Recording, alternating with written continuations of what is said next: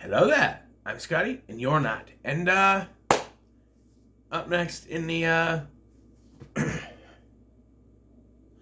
until sorry, I had a text message to confuse me.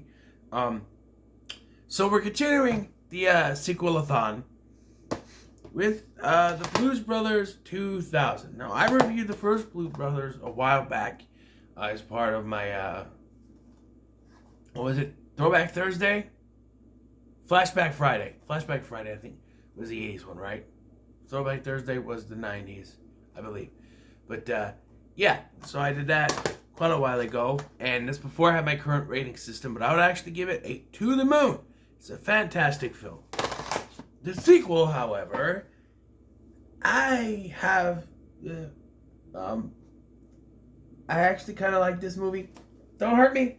Please don't hurt me. I actually kind of like this movie. Okay, so here's the thing. I've always loved this movie. I watched this with my grandpa, and this is we bought it over. I love this movie, so I've always wanted to see the sequel. I bought this from Shopko, and I gotta say, I still think it's pretty good. I enjoy it. Yes, there are problems which we'll get into, especially when you go from this to this. If you watch these back to back, the problems become more apparent. But let me tell you something. They had the balls to do this without John Belushi or Cap Calloway or even John Candy, if he would even have come back anyway. To just go and do this anyway. But you still had Dan Aykroyd. You had John Landis still directing, and you had some other actors returning, like James Brown and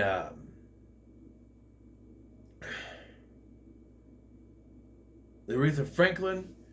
Almost the entire band besides John Belushi came back. You had Bob from Bob's Country Kitchen come back for a cameo. You know, you had some of the magic, and it does try to recreate the magic a little too much. But,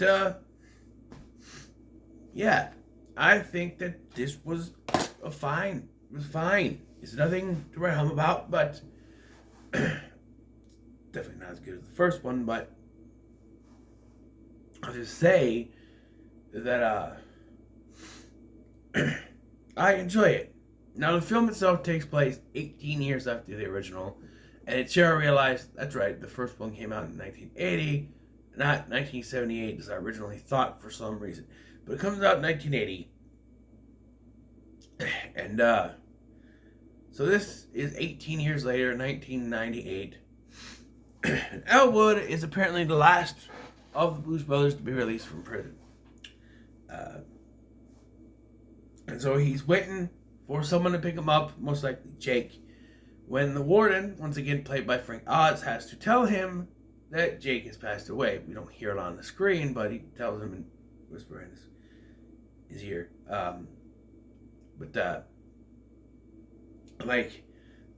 He didn't know before this. Like, nobody could have contacted him. None of his bandmates could have called him, come to see him in the prison.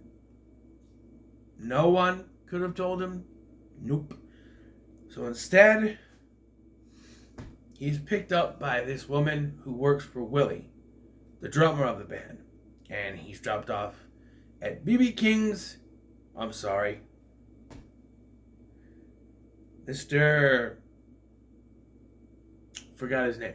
B.B. King is basically B.B. King. His junk yard to get a new Bluesmobile. It's gorgeous like the other one, but he has to pay $500 for a junker. That makes sense. I mean, $500 is less than what you have to pay for a regular car anyway, but I'm just saying. So he goes to see the Penguin, which you know is the Mother Superior of the orphanage they saved in the first one. Speaking of that, no orphanage. Nope. No orphanage. The orphanage they were trying to save in the first film, it's gone. They closed it up. It's gone. And so not only now, but there's one more thing. Not only has he lost his brother, and Jake passing away while he was in prison, the orphanage is gone, and he also finds out that Curtis, who's played by Cab Calloway in the first one, has also passed away. So, yeah. And then the Penguin brings in the kid. I forgot his name. Saying it back.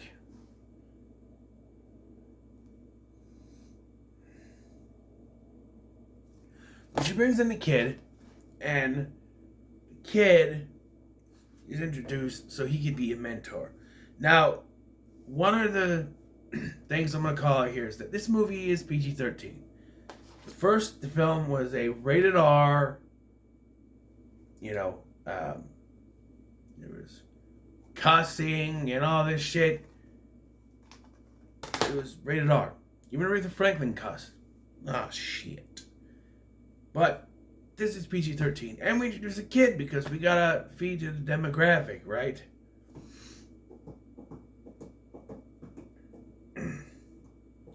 Now, I have a theory, though, that this is not John Landis or Dan Aykroyd's fault. A lot of people blame them for some of the problems in this movie. I think it was Universal. There's always been a history of studios meddling in films. I think they set out to make a rated R sequel to the Blues Brothers. And all the weird things that were in this film were added by Universal. It's just my thing. I think they added all the weird stuff because they wanted to go to a younger demographic. So they had the kid, and they added a bunch of goofy stuff to play to those kids. I think it was Universal. Now, I think they set out to make an actual fun sequel to the first one, and Universal was like, no, we want Dan Aykroyd covered in whipped cream, or in shaving cream, and spitting it out in the air saying he has pump bacteria. We want Russians and Illinois, and Russians and rednecks turned into rats. We want a 130-year-old voodoo priest, or voodoo queen, turning the Blues Brothers into zombies. We want a kid involved in this whole thing. We want, because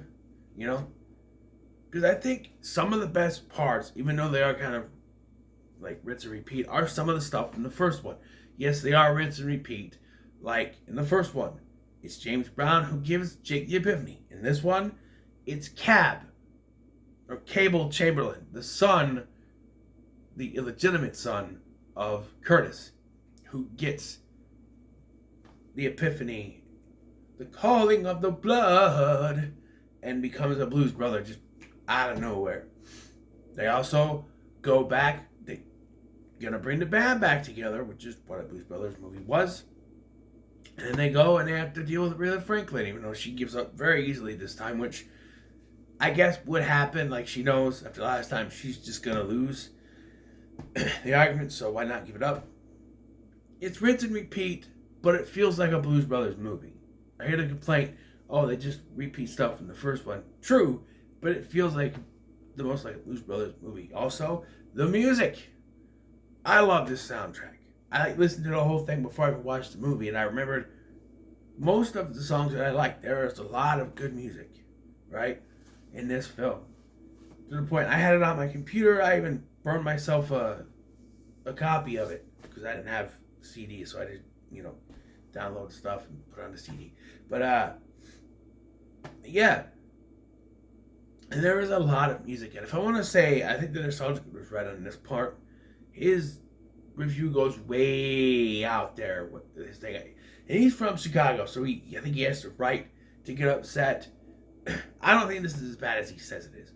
But I do have to agree with him on one thing. It's that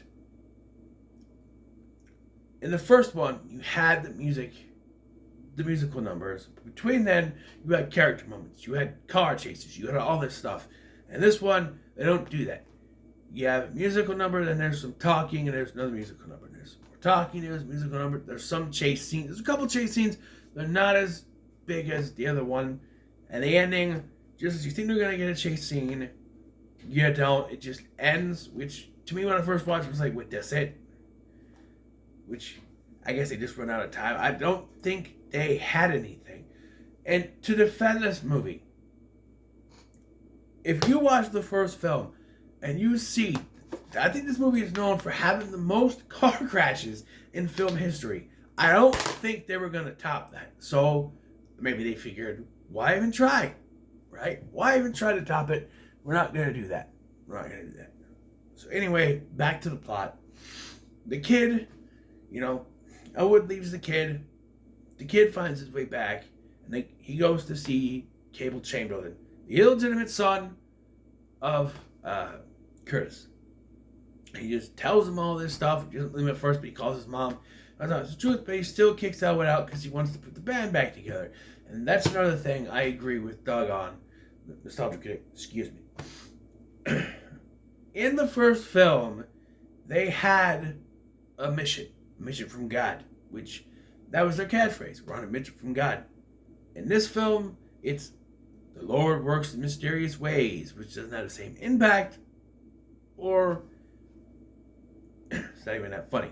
Also, I should point out the wild Dan Aykroyd Chicagoan accent was a little bit out there in the first one. It's way more out there in this one.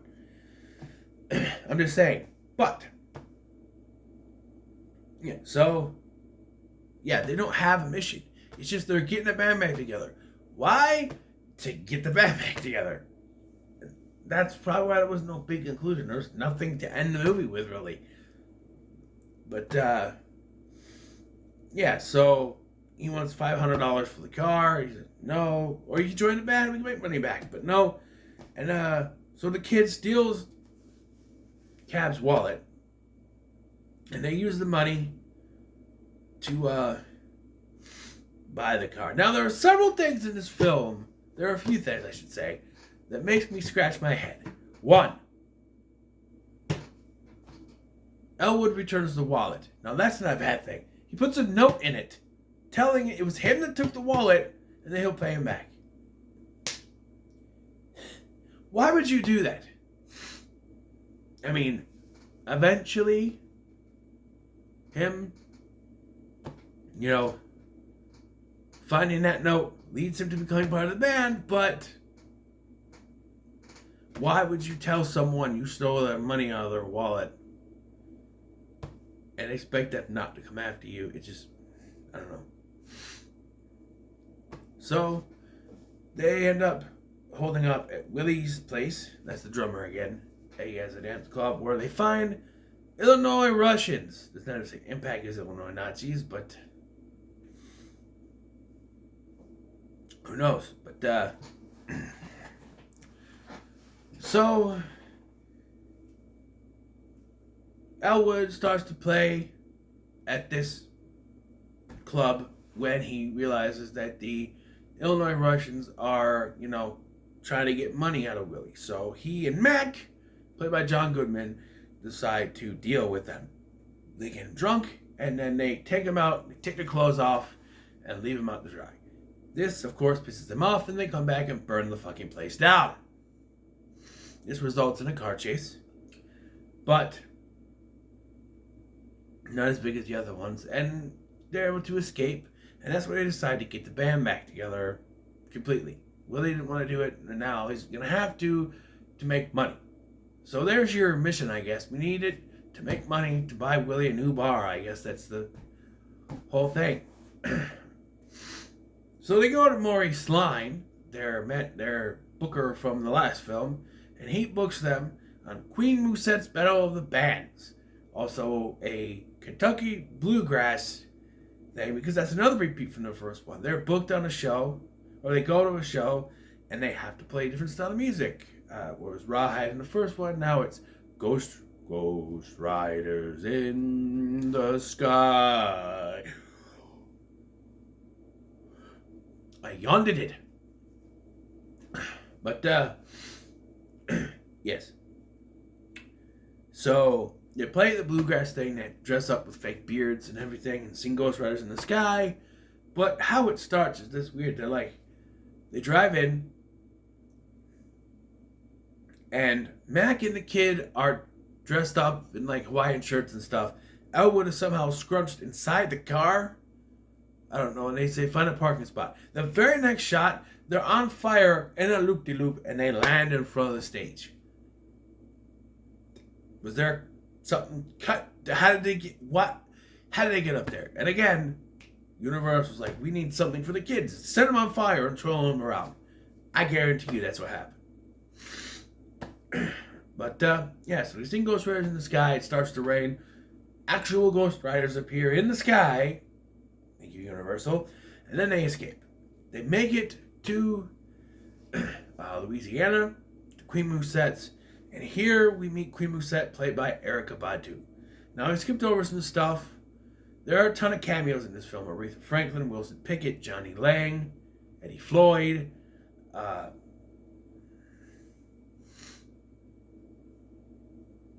You know, when they're getting the gang together and stuff. It's not really, you don't need to go see my scene with those. It's basically just a less funny version of the first one where they just come together and no. So they get to Queen Moussette's and she's like, you gonna play music for me? Yes. Do you have any requests? Something Caribbean. He's like, oh, that's Caribbean. Name a whole bunch of stuff they do. Just everything, but Caribbean has not been and never will be part of this band's repertoire. She turns them into fucking zombies, and they sing one of the best songs in the film. Nassau's gone funky. Oh, I forgot a part. Because on the way after the bluegrass thing, they're chased to a church revival where they meet up with Reverend Cleophas James, played by James Brown, and this other guy there. And that's when Cab gets the calling of the blood and becomes part of a part of the band. Forgot to mention that. But now they sing Funky Nassau. And then there's still zombies. And we cut straight to the bands. One thing I want to point out here is that during this song, Funky Nassau, Paul Schaefer, who plays Marco in this, jumps in on the keyboards, replacing Murph for a part of this song. And why I point it out is because, if you don't know, in the original Blues Brothers band,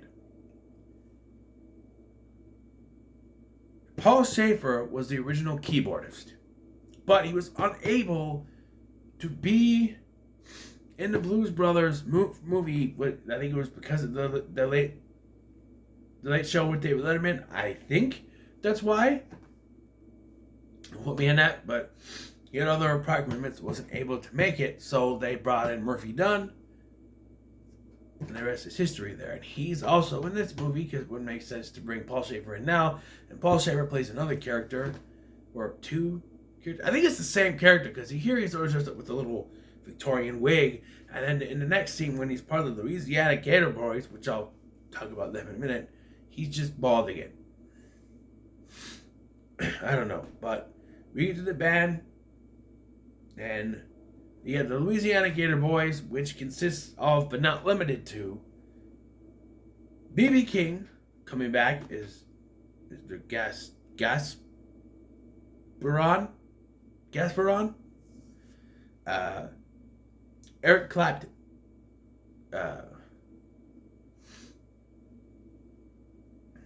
Isaac Hayes, Steve Winwood, Bo Diddley, Jimmy Vaughn, among many others. There's one I'm forgetting, just let me know, but there's a lot of famous blues singers. Travis Tritt is another one. And their song, How Blue Can I Get, whatever it's called, pretty good. Still think Blues Brothers should have won, and we're going to talk about that. Blues Brothers sing Turn On Your Love Light, and which at first, when it starts, kind of sounds like everybody needs somebody.